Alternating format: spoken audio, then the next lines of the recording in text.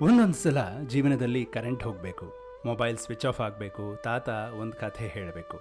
ಆಗ ಮಾತ್ರ ನಿಜವಾದ ಬೆಳಕು ಕಾಣುತ್ತೆ. ಇವತ್ತಿನ ಕಥೆ ಒಬ್ಬ ಹುಡುಗನದ್ದು. ಆ ಹುಡುಗ ಬೇರೆ ಯಾರೂ ಅಲ್ಲ, ನಮ್ಮಲ್ಲೇ ಒಬ್ಬ. ಬೆಂಗಳೂರಿನ ಜಯನಗರದಲ್ಲಿ ವಾಸಿಸೋ ಒಂದು ಮಿಡಲ್ ಕ್ಲಾಸ್ ಕುಟುಂಬ. ಮನೆಯಲ್ಲಿ ಅಜ್ಜಿ, ತಾತ, ಅಮ್ಮ, ಅಪ್ಪ ಮತ್ತು 16 ವರ್ಷದ ಆದಿ. ಆದಿ ಅಂದರೆ ಆದಿತ್ಯ. ಬೆಳಗ್ಗೆ ಎದ್ದ ತಕ್ಷಣ ಮೊಬೈಲ್ ಹಿಡಿಯುವಂಥ ಹುಡುಗ.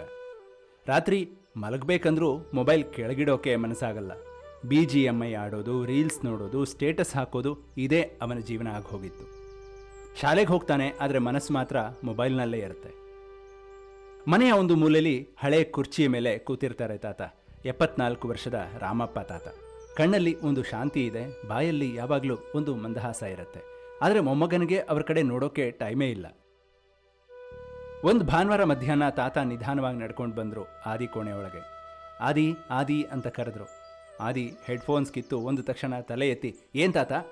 ಆಡ್ತಿದ್ದೀನಿ, ನಾಳೆ ಮಾತಾಡೋಣ ಅಂದ್ಬಿಟ್ಟ. ತಾತ ನಿಂತ್ಕೊಂಡು ನೋಡ್ತಾನೆ ಇದ್ರು, ಮಾತಾಡಲಿಲ್ಲ, ಹೋಗಲಿಲ್ಲ. ಅವರ ಕಣ್ಣಲ್ಲಿ ಒಂದು ನೋವು ಮಿನುಗಿ ಹೋಯಿತು. ಈ ದೃಶ್ಯ ನಿಮ್ಮ ಮನೆಯಲ್ಲಿ ಆಗಿದೆಯಾ ಯಾವತ್ತಾದರೂ? ಒಬ್ಬ ಅಜ್ಜ ಅಜ್ಜಿ ಮಾತಾಡೋಕೆ ಕಾಯ್ತಾ ಕೂತಿರ್ತಾರೆ ಮತ್ತು ನಾವು ಮೊಬೈಲ್ ನೋಡ್ತಾ ಇರ್ತೀವಿ. ಅದೇ ರಾತ್ರಿ ಸರಿಯಾಗಿ 8 ಗಂಟೆಗೆ ಕರೆಂಟ್ ಹೋಯಿತು. ಆದಿ ಚಾರ್ಜ್ ಮಾಡೋಕೆ ಮರ್ತಿದ್ದ ಮೊಬೈಲ್ನ. 5% ಬ್ಯಾಟ್ರಿ ಆಗಿ ಇದ್ದಕ್ಕಿದ್ದ ಹಾಗೆ ಸ್ವಿಚ್ ಆಫ್ ಆಗೋಯ್ತು. ಅವನಿಗೆ ಏನು ಮಾಡಬೇಕು ಅಂತ ಗೊತ್ತಾಗಲಿಲ್ಲ. ಮೊಬೈಲ್ ಇಲ್ಲದ ರಾತ್ರಿ ಅವನಿಗೆ ಶಿಕ್ಷೆಯ ಥರ ಅನ್ನಿಸೋಕೆ ಶುರುವಾಯಿತು. ಆಗ ಹಾಲ್ನಲ್ಲಿ ತಾತ ಒಂದು ಎಣ್ಣೆ ದೀಪ ಹಚ್ಚಿ ಕೂತಿದ್ರು. ಅವರ ಮುಖದ ಮೇಲೆ ಆ ಬೆಳಕು ಬಿದ್ದು ಅವರು ದೇವರ ಹಾಗೆ ಕಾಣಿಸ್ತಾ ಇದ್ರು. ಆದಿ ನಿಧಾನವಾಗಿ ಹೋಗಿ ತಾತನ ಪಕ್ಕ ಕೂತ್ಕೊಂಡ. ತಾತ, ಬೋರಿಂಗ್ ಆಗ್ತಿದೆ, ಏನಾದರೂ ಮಾತಾಡಿ ಅಂದ. ತಾತ ನಕ್ಬಿಟ್ಟು, ಆದಿ, ಈ ದಿನ ಕರೆಂಟ್ ಹೋದ್ದು ದೇವರೇ ಮಾಡಿದ ಕೆಲಸ ಇರಬೇಕು, ಬಾ ಒಂದು ಕತೆ ಹೇಳ್ತೀನಿ ಅಂತಂದರು. ಆದಿ ತುಂಬ ವರ್ಷಗಳ ಹಿಂದೆ ಒಂದು ಮಹಾಯುದ್ಧ ಭೂಮಿಯಲ್ಲಿ ಅರ್ಜುನ ಅನ್ನುವಂಥ ಯೋಧ ಕೂತಿದ್ದ. ಅವನ ಮನಸ್ಸು ಗೊಂದಲದಲ್ಲಿ ಮುಳುಗಿ ಹೋಗಿತ್ತು. ಆಗ ಅವನ ಸಾರಥಿ ಸ್ವತಃ ಭಗವಾನ್ ಶ್ರೀಕೃಷ್ಣ ಒಂದು ಮಾತು ಹೇಳಿದರು. ಅರ್ಜುನ, ಈ ಜ್ಞಾನ ಇವತ್ತು ನಾನು ನಿನಗೆ ಹೇಳ್ತಿಲ್ಲ, ಎಷ್ಟೋ ಯುಗಗಳ ಹಿಂದೆ ಸೂರ್ಯ ದೇವನಿಗೆ ಹೇಳಿದ್ದೆ. ಸೂರ್ಯ ಮನುವಿಗೆ ಹೇಳ್ದ, ಮನು ಇಕ್ಷ್ವಾಕುವಿಗೆ ಹೇಳ್ದ.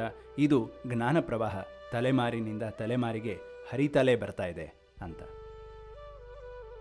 ಆದಿ ಇದನ್ನ ಭಗವದ್ಗೀತೆ ಅಧ್ಯಾಯ 4ರ ಮೊದಲನೇ ಶ್ಲೋಕ ಅಂತ ಹೇಳ್ತಾರೆ. ಶ್ಲೋಕ ಹೀಗಿದೆ: ಇಮಂ ವಿವಸ್ವತೆ ಯೋಗಂ ಪ್ರೋಕ್ತವಾನಾಹಮವ್ಯಯಂ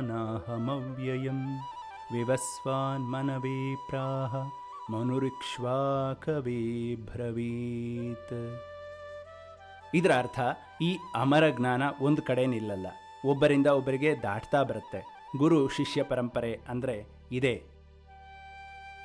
ತಾತ ಮಾತು ಮುಂದುವರಿಸ್ತಾ ಹೇಳ್ತಾರೆ, ಆದಿ, ಒಂದು ನೆನಪಿದೆಯಾ? ನಿನ್ನ ಮುತ್ತಜ್ಜ ಒಬ್ಬ ಶ್ರೇಷ್ಠ ವೈದ್ಯರಾಗಿದ್ದರು.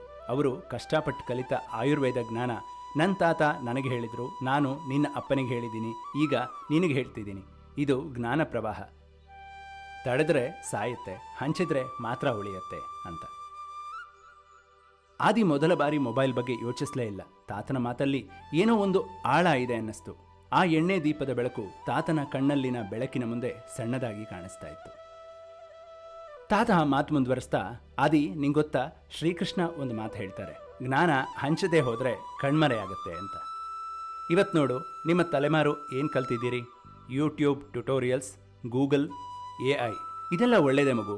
ಆದರೆ ನಿಮ್ಮ ತಲೆಮಾರಿಗೆ ಯಾರು ಹೇಳಬೇಕು ಮನುಷ್ಯ ಸಂಬಂಧ ಅಂದ್ರೇನು, ತಾಳ್ಮೆ ಅಂದ್ರೇನು, ಕ್ಷಮೆ ಅಂದ್ರೇನು, ಧರ್ಮ ಅಂದ್ರೇನು ಅಂತ? ಇದೆಲ್ಲ ಗೂಗಲ್ ಹೇಳೋದಿಲ್ಲ ಮಗು. ಇದೆಲ್ಲ ಕಲಿಸೋದು ನಮ್ಮ ಥರ ಮುದುಕರು.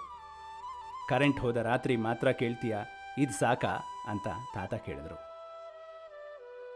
ಆ ಮಾತು ಆದಿಯ ಮನಸ್ಸಿನ ಆಳಕ್ಕೆ ಇಳೀತು. ಒಂದು ಕ್ಷಣ ಅವನ ಕಣ್ಮುಂದೆ ಅದೆಷ್ಟೋ ಘಳಿಗೆಗಳು ಕಾಡಿ ಹೋದವು.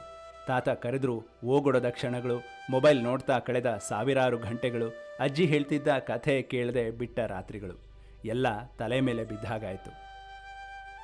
ತಾತ, ನಾನು ತಪ್ಪು ಮಾಡ್ತಿದ್ದೀನಿ, ನೀವು ಎಷ್ಟು ಬಾರಿ ಕರೆದ್ರೂ ನಾನು ಓಗೊಡ್ಲೇ ಇಲ್ಲ, ಕ್ಷಮಿಸಿ ತಾತ ಅಂತ ಆದಿ ಹೇಳ್ದ. ಅದಕ್ಕೆ ತಾತ, ಕ್ಷಮೆ ಕೇಳಬೇಡ ಮಗು, ಇವತ್ತು ಕೇಳದೆ ಅದೇ ಸಾಕು. ಇನ್ಮೇಲೆ ಪ್ರತಿ ಸಂಜೆ 1 ಗಂಟೆ ಬಾ, ನಿನಗೆ ನಮ್ಮ ಮನೆ ಕಥೆ ಹೇಳ್ತೀನಿ, ಭಗವದ್ಗೀತೆ ಹೇಳ್ತೀನಿ, ಬದುಕಿನ ಪಾಠ ಹೇಳ್ತೀನಿ. ಇದು ಯಾವ ಯೂಟ್ಯೂಬ್ಗಿಂತಲೂ ಕಡಿಮೆ ಇಲ್ಲ ಅಂತ ತಾತ ಹೇಳಿದರು. ಮಾರನೇ ದಿವಸದಿಂದ ಆದಿ ಬದಲಾಗಿದ್ದ. ಪ್ರತಿ ಸಂಜೆ 6 ಗಂಟೆಗೆ ಮೊಬೈಲ್ ಕೆಳಗಿಡ್ತಿದ್ದ, ತಾತನ ಪಕ್ಕ ಕೂರ್ತಿದ್ದ, ನೋಟ್ಬುಕ್ ತಗೊಂಡು ಬರ್ಕೊಳ್ತಿದ್ದ. ತಾತ ಹೇಳ್ತಿದ್ದಿದ್ದು ಭಗವದ್ಗೀತೆಯ ಜೀವನ ಮೌಲ್ಯ, ಮನೆಯ ಇತಿಹಾಸ ಇತ್ಯಾದಿ. ಆ ನೋಟ್ಬುಕ್ ಕೆಲವೇ ದಿವಸಗಳಲ್ಲಿ ತುಂಬಿ ಹೋಯಿತು. ಆದಿ ಮನಸ್ಸು ಕೂಡ ತುಂಬಿ ಹೋಯಿತು. ಮೊಬೈಲ್ನ ಬದಲಿಗೆ ಜ್ಞಾನದ ಬೆಳಕು ಬಂತು. ಆ ಸಂಜೆ ಬೆಂಗಳೂರಿನ ಆಕಾಶ ಕೆಂಪಾಗಿತ್ತು. ತಾತ ಮತ್ತು ಆದಿ ಜೊತೆಗೆ ಕೂತಿದ್ರು. ತಾತ ನಿಧಾನವಾಗಿ ಹೇಳಿದ್ರು, ಆದಿ, ಸೂರ್ಯನ್ ನೋಡಿದ್ಯಾ? ಅವನು ಯಾವ ದಿನ ತನ್ನ ಬೆಳಕನ್ನ ಇಟ್ಕೊಂಡ ಅಂತ ಲೆಕ್ಕ ಹಾಕಿದ್ಯಾ? ಕೃಷ್ಣ ಹೇಳ್ತಾನೆ, ಈ ಜ್ಞಾನ ಮೊದಲು ಸೂರ್ಯನಿಗೆ ಹೇಳಿದ್ದು, ಸೂರ್ಯ ಅದನ್ನು ಬೆಳಕಿನ ರೂಪದಲ್ಲಿ ಜಗತ್ತಿಗೆ ಕೊಟ್ಟ ಅಂತ. ಜ್ಞಾನ ಕೊಟ್ಟ ಮೇಲೆ ಕಡಿಮೆ ಆಗಲ್ಲ, ಹಂಚಿದಷ್ಟು ಹೆಚ್ಚಾಗತ್ತೆ. ಆ ಮಾತು ಕೇಳಿ ಆದಿ ತಾತನ ಕೈ ಹಿಡ್ಕೊಂಡ. ಏನೂ ಮಾತಾಡಲಿಲ್ಲ, ಆದರೆ ಎಲ್ಲ ಹೇಳ್ದ. ಗೆಳೆಯರೇ, ನಿಮ್ಮ ಮನೆಯಲ್ಲಿ ಒಬ್ಬ ತಾತ ಇದ್ದಾರಾ? ಒಬ್ಬ ಅಜ್ಜಿ ಇದ್ದಾರಾ? ಒಬ್ಬ ಹಿರಿಯ ಇದ್ದಾರಾ? ಅವರ ಜೊತೆ ಕೂತ್ಕೊಳ್ಳಿ, ಕೂತು ಮಾತಾಡಿ, ಅವರ ಕಥೆ ಕೇಳಿ. ಆ ಕಥೆಯಲ್ಲಿ ನಿಮ್ಮ ಜೀವನದ ಉತ್ತರ ಇದೆ. ಶ್ರೀಕೃಷ್ಣ ಹೇಳ್ತಾನೆ, ಜ್ಞಾನ ತಲೆಮಾರಿನಿಂದ ತಲೆಮಾರಿಗೆ ಹರಿಯಬೇಕು ಅಂತ. ಅದು ತಡೆದ ದಿನ ಸಮಾಜ ದಿಕ್ಕೆಡತ್ತೆ. ನಿಮ್ಮ ಮೊಮ್ಮಗ ಒಂದು ದಿನ ಕೇಳ್ತಾನೆ, ಅಜ್ಜ ನೀನು ಏನು ಕಲಿಸ್ದೆ ಅಂತ. ಆ ದಿನ ಏನು ಹೇಳ್ತೀರಿ? ಇವತ್ತೇ ಶುರು ಮಾಡಿ. ಜ್ಞಾನ ಹಂಚಿ, ಸಂಸ್ಕಾರ ಕಲಿಸಿ, ಧರ್ಮ ಮರಿಬೇಡಿ. ಈ ಕಥೆ ನಿಮಗೆ ಇಷ್ಟ ಆಗಿದ್ರೆ ಲೈಕ್ ಹಾಕಿ, ಒಂದು ಕ್ಷಣ ಮಾತ್ರ ಸಾಕು. ಶೇರ್ ಮಾಡಿ. ನಿಮ್ಮ ಮನೇಲಿ ಒಬ್ಬ ಟೀನೇಜ್ ಹುಡುಗ ಇದ್ದರೆ ಖಂಡಿತ ಕಳಿಸಿ. ಸಬ್ಸ್ಕ್ರೈಬ್ ಮಾಡಿ. ಪ್ರತಿ ದಿನ ಭಗವದ್ಗೀತೆ ಕನ್ನಡ ಕಥೆ ನಿಮಗೆ ಬರುತ್ತೆ. ಜ್ಞಾನ ಹಂಚ್ತಾ ಹೋಗಿ, ಅದೇ ಧರ್ಮ. ಮುಂದಿನ ಸಂಚಿಕೆಯಲ್ಲಿ ಮತ್ತೊಂದು ಶ್ಲೋಕದೊಂದಿಗೆ ಭೇಟಿಯಾಗೋಣ. ಅಲ್ಲಿವರೆಗೂ ಎಲ್ಲರಿಗೂ ನಮಸ್ಕಾರ.